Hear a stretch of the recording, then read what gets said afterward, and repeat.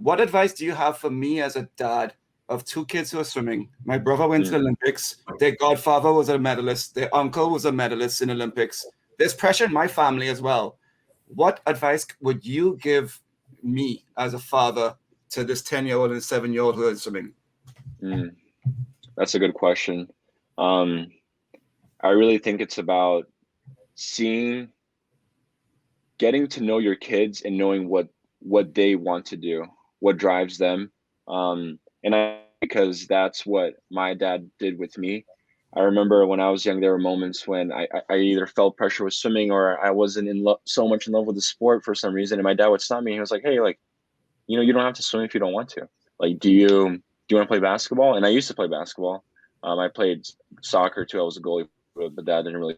But he would say, like, would you rather go play tennis? Would you rather do another sport? He was like, as long as you do a sport and you're active and you're having fun, like that's all that matters to me. And that took a lot of pressure out of me because I realized, like, hey, I don't have to swim if I don't want to. And when you stop thinking about things in terms of I have to do, instead of thinking I have to do something, you think I get to do something. Um, that just makes everything so much easier. So maybe you said you have two boys, Luke, Two kids, a boy and a girl, 10 and a 7. boy and a girl. Yeah. Well, like for instance, I think I can relate to that because I have a younger sister and she swam until she was 16, 17, and she realized like she doesn't love swimming.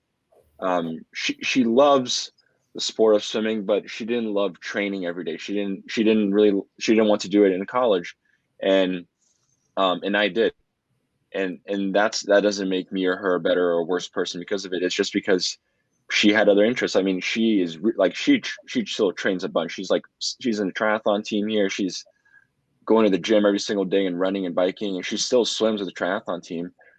So she's super active and she's happy and she has all these friends. And I'm doing the same thing, but in a different way. And I think it's difficult when your kids are, you said 7 and 10. Mhm.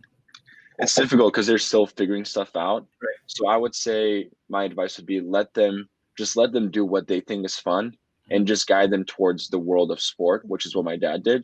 So I mean, yeah, they can swim, but also like, hey, do they want to do guitar lessons, piano lessons? Put them in that. Do they want to also play basketball or soccer or lacrosse or whatever? I think just letting them see what's out there, and the main thing being, hey, let's have fun.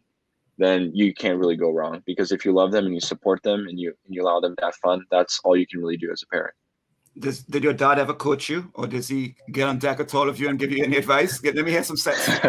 Yeah, of course. What's How underwater? can What's he not? underwater? Yo, Trust what's me. underwater? Hip driven, high elbow. I love that. um, I, the pool that I showed you guys here, we have a 17-meter pool Sure. at our house. I have a And story about that pool too, but you maybe it's the same story, but you go ahead. go ahead, will you do that? Okay. So Let's yeah, see, so let's see if I have the same view. the pool he showed, that's our countryside pool, country house pool where we live now. We don't live in the city anymore. And it's a 17-meter pool with one lane.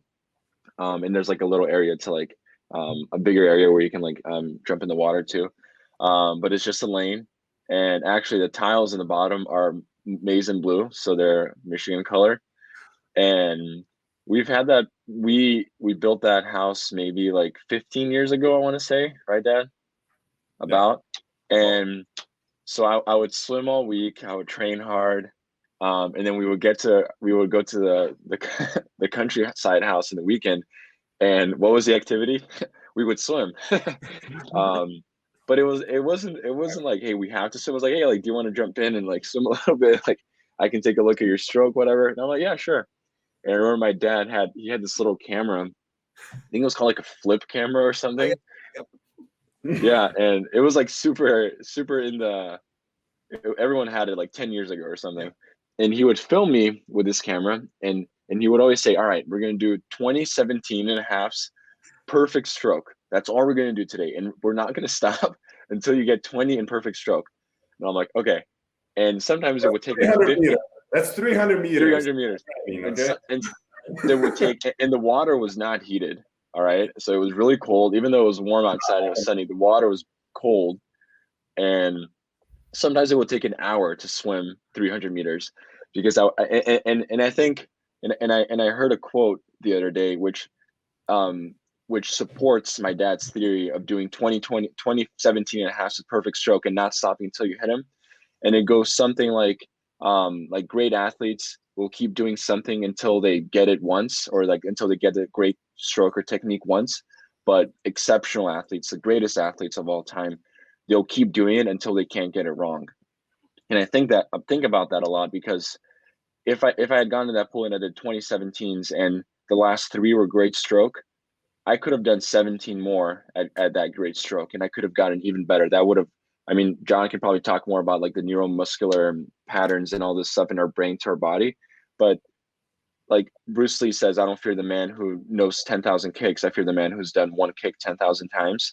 So I think that philosophy that my dad instilled in me, like I actually think one of the greatest tips my dad has ever given me was, whenever you warm down, don't do it in a shit stroke.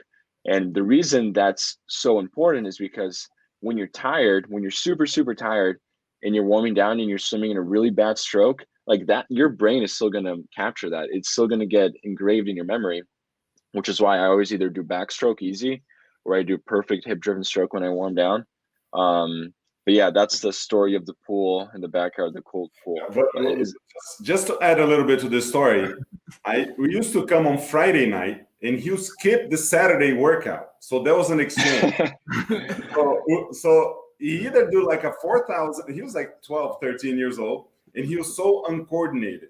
So I'll watch his workouts and I was like, God, look at that stroke. And he wouldn't make any intervals, and he'll soon fly, like, you know, his fly was like he was so tall at 12, 13 and so uncoordinated. It looked like uncoordinated because he was like swimming more. He couldn't keep up. I mean, he was Caio Pumputz was his teammate. He swims for Georgia Tech. He's one of the best swimmers in the NCAA today. So he would have to keep up with these guys, and he didn't keep up with these guys. So he would do the same intervals. Also, like, it was crazy. You know, for him to rest would come a day earlier to our hometown, our country's house, which is good for the family also, of course, coming on a Friday night instead of a Saturday. And we would do 2017s or even 10 lanes. Count your strokes, and that was easy. It was nothing hard, but the best stroke you can do, and then you get out, and then you go do your things. And that was better than swimming 4,000 meters, doing everything wrong. All the strokes are all over the place. No, do like this, high elbow, got long arms, got to do high elbow, and let's go.